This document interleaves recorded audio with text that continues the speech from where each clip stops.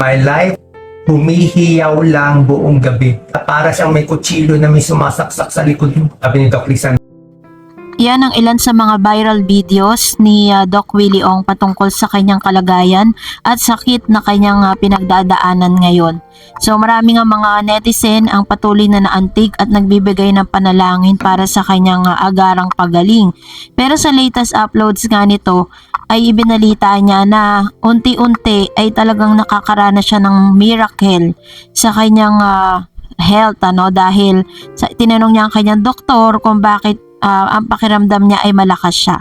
So this time, isang beauty queen at isang actress nga ang nagbigay ng kanyang encouragement para kay Doc Willie Ong para po talagang mas lumakas yung kanyang kalooban dahil according to Mr. or Doc Willie Ong ay tila baga ito'y nagpapaalam na sa kanyang sakit na pinagdadaanan ngayon. Pero sabi niya nga ay may magandang dahilan ng Diyos kung bakit niya naranasan ang lahat ng ito.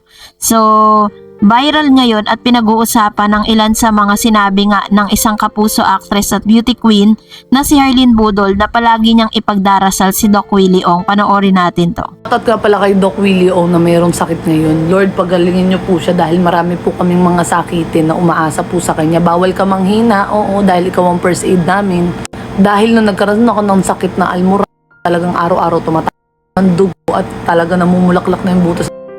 Dahil sa sobrang stress ko, ikaw lang ang pinanood kong video. Tapos ang sinabi mo pa nga dun, kumain lang lahat ng letter P na prutas, magiging smooth yung pagkain ko. Aba, effective, oo, dahil naging ringless, walang sabit yung lahat ng mga mararamdaman ko sa katawan ko, ikaw lang pinapanood kong video, mapagaut, mapahikaw, mapasakit ang ulo, pati itong pagiging Dragon Ball ko. Kaya Doc, sana kung napapanood mo to, maging motivation mo kami mga taong umaasa sa iyo. Mahal ka namin, magpagaling ka dahil ikaw lang sapat na boss mapagmahal 28. Marami. Bigyan kita ng tip, Doc Willie Ong. Panoorin niyo yung sarili niyo. Marami kayong mapupulot doon. Pero may natouch akong sinabi ni Doc doon na nung nagkasakit siya, mas naging close siya sa pamilya niya. Ito lang number 1, hindi mo na kailangan magkasakit, Doc, para lang mas maging close sa pamilya mo. Pag gumaling ka, mas ma-appreciate ka nila at mas marami pa kayong magiging bonding. Get well, Doc.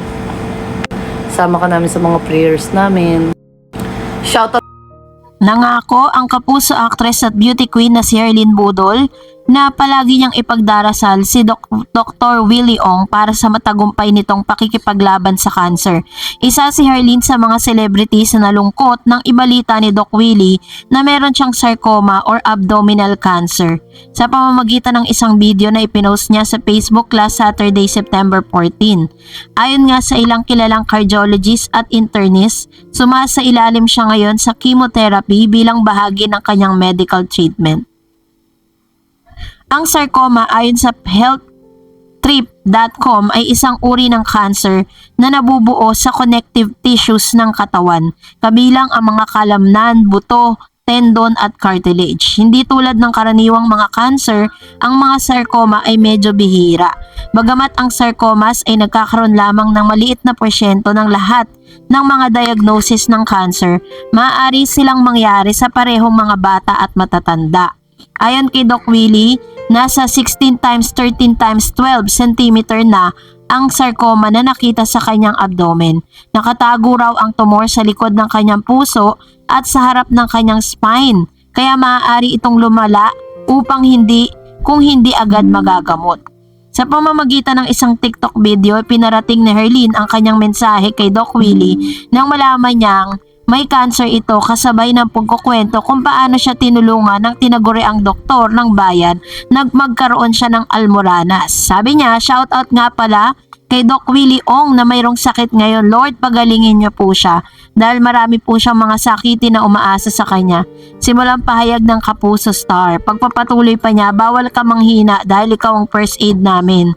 Kasi noong nagkaroon daw di umano siya ng sakit na almoranas, talagang araw-araw ay dumudumi ng ito ng dugo at talagang namumulaklak na yung kanyang anus or rectum dahil sa sobrang stress nito.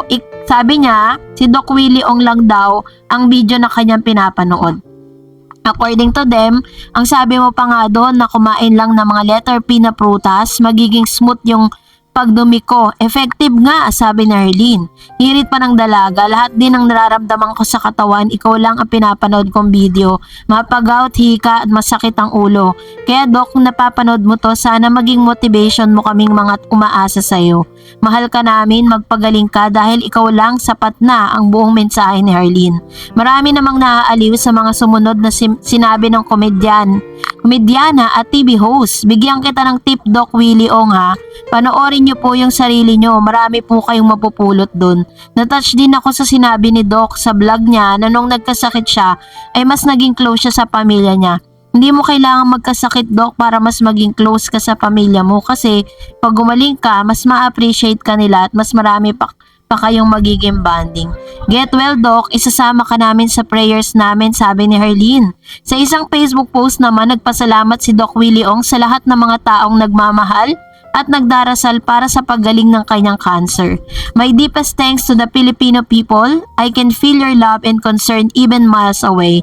Thanks for all the kind thoughts. I love you all. If you can feel that the people around you love you, you want to go on and fight this challenge for them. But if you feel that people hate you, then what is the reason for going on, sabi niya.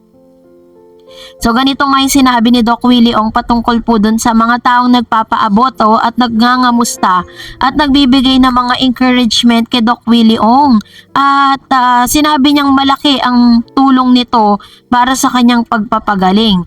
At of course, sa isang interview pa ibinahagi ni Doc Willie Ong ang ilan sa mga dahilan kung bakit din tumakbo siya noon na siyang senador noon at vice-presidente nung nagdaang eleksyon ng 2022. Ayon kay Doc Ong, gusto raw talaga niyang makatulong sa maraming tao bukod pa sa naniniwala siya sa pastor na nagsabing mananalo siya pero hindi nga siya nagwagi at aminadong hindi kasi siya kilala talaga. Hindi na siya nanalo sa pagkasenador noon. Bakit, sabi niya, bakit daw kumakandidato pa siya ng vice-presidente last May na mas mataas pa sa tinakbuhan niyang posisyon nung una? Wala talaga akong planong tumakbo kasi alam kong hindi ako mananalo ulit. Kulang nga kasi yung numbers ko, 70%. Wala naman akong perang pang TV ads, so okay na ako. Tutuloy ko lang yung charity works. It's honest talk talaga para manalo ka. You need money. So, pag wala ka nun, hindi ka talaga aabot. So, ganito nga yung kanyang saloobin, kasi talagang isa sa mga major reason or major thing na talagang gustong maabot ni Doc Willie Ong, gusto niya talagang maging isang politician. Pero, syempre, it came to a realization na hindi mo naman kailangan maging isang politiko para po makatulong ka sa iyong mga kababayan. Well, kung nagustuhan mo ang video na ito, huwag mo kalimutang mag-like, mag-share, at mag-subscribe, at i-follow mo na rin ang aking Facebook page, Dareds TV. And also, I have my TikTok account, which is Dareds TV. Pwede nyo rin po akong i-follow doon. Thank you for watching, guys. God bless everyone!